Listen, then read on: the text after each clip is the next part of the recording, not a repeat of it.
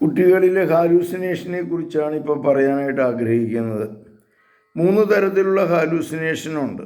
അത് വലിയവരിലും കുട്ടികളിലും ഉണ്ടാകാം. ഒന്ന് ഓഡിറ്ററി ഹാലൂസിനേഷൻ എന്ന് പറയുന്നത്, ഇല്ലാത്ത ശബ്ദങ്ങൾ കേൾക്കുക. അവിടെ ആരോ സംസാരിക്കണ മാതിരി തോന്നുന്നു, മറ്റുള്ളവർ എന്നെക്കുറിച്ച് പറയുന്ന പോലെ തോന്നുന്നു, ചേങ്ങലയുടെ സ്വരം, പിശാചു വന്ന സ്വരം, അങ്ങനെയുള്ള വിവിധങ്ങളായ സ്വരങ്ങൾ കേൾക്കുന്നതാണ്. ഇല്ലാത്ത മിഥ്യാസ്വരങ്ങളാണ് ഓഡിറ്ററി ഹാലൂസിനേഷൻ എന്ന് പറയുന്നത്. രണ്ടാമത്തേതാണ് വിഷ്വൽ ഹാലൂസിനേഷൻ, ഇല്ലാത്ത കാഴ്ചകൾ കണ്ടുകൊണ്ടിരിക്കുന്ന തലം. ദിവാസ്വപ്നം അല്ല, അവൻ യഥാർത്ഥത്തിൽ കാണുകയാണ് ഈ പറയുന്ന യഥാർത്ഥ തലങ്ങൾ. പിശാച് ഇങ്ങനെ വന്ന് നിൽക്കണു, കിഴക്ക് വശത്ത് എന്നതാണ്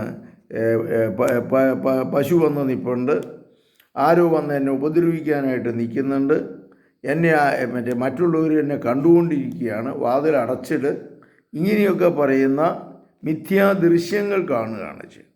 അത് മറ്റുള്ളവർക്കൊന്നും തോന്നുന്നില്ല, ഇവനെന്നാ പറയണേ, ഇതൊന്നും ശരിയല്ലല്ലോ, വെറുതെ പറയണതാണല്ലോ എന്നൊക്കെ പറഞ്ഞ് കൊച്ചിനെ പിടിച്ച് തല്ലിയിട്ട് കാര്യമില്ല. ഇത് ഹാലൂസിനേഷൻ എന്ന് പറയുന്ന ഒരു മാനസിക രോഗമാണ്. അതായത് ചില മാനസിക രോഗത്തിൻ്റെ ലക്ഷണമാണ് ഈ ഹാലൂസിനേഷൻ. വേറൊന്നാണ് ഓൾഫാക്ടറി ഹാലൂസിനേഷൻ, മണങ്ങൾ അനുഭവപ്പെടുക. ചീമുട്ടയുടെ മണമാണ്, ടർപ്പൻറ്റൈൻ്റെ മണമാണ്, അല്ലെങ്കിൽ ഇവിടെ മുഴുവൻ മലത്തിൻ്റെ മണമാണ് എന്നൊക്കെ പറയുന്ന ഈ ഹാലൂസിനേഷനുണ്ട്. ഈ 3 ഹാലൂസിനേഷനും നമ്മൾ പ്രത്യേകം ശ്രദ്ധിക്കേണ്ടതാണ്. ഇതിനെ നമ്മൾ ചെയ്യേണ്ടത് സാധാരണ വലിയവരിൽ ചെയ്യുന്നത് പോലെ തന്നെ ഹാലൂസിനേഷൻ്റെ കാരണങ്ങൾ എന്തെങ്കിലും ഉണ്ടെങ്കിൽ അത് പരിഹരിക്കുക. ബ്രെയിൻ ഡാമേജാണ് ശരിക്കും പറഞ്ഞാൽ ഇത്. അപ്പോൾ അതിന് നമ്മൾ സാധാരണ ഒരു സൈക്യാട്രിസ്റ്റിൻ്റെ സഹായവും കൂടെ തേടണം. കൊച്ചുകുട്ടികളായതുകൊണ്ട് മരുന്ന് കട്ടിയിലൊന്നും കൊടുക്കാൻ പറ്റില്ല, പഠനത്തെ അഫക്റ്റ് ചെയ്യും.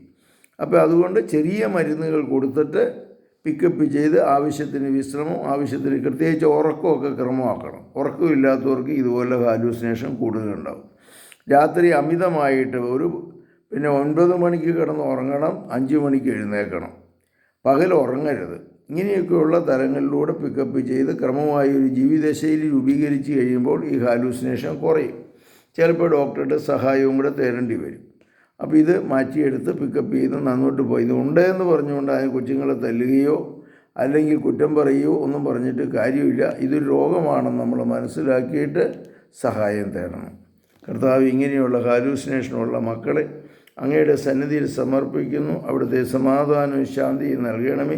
ഈ രോഗത്തിൽ നിന്ന് ഇവർക്ക് മോചനം നൽകണമേ. നമ്മുടെ കർത്താവ് യേശു മിശിഹായുടെ കൃപയും പിതാവായ ദൈവത്തിൻ്റെ സ്നേഹവും പരിശുദ്ധാത്മാവിൻ്റെ സംസർഗവും നിങ്ങളോടുകൂടെ ഉണ്ടായിരിക്കട്ടെ, ഇപ്പോഴും എപ്പോഴും എന്നേക്കും. ആമേൻ. യേശു മിശിഹായ്ക്കും സ്തുതിയായിരിക്കട്ടെ.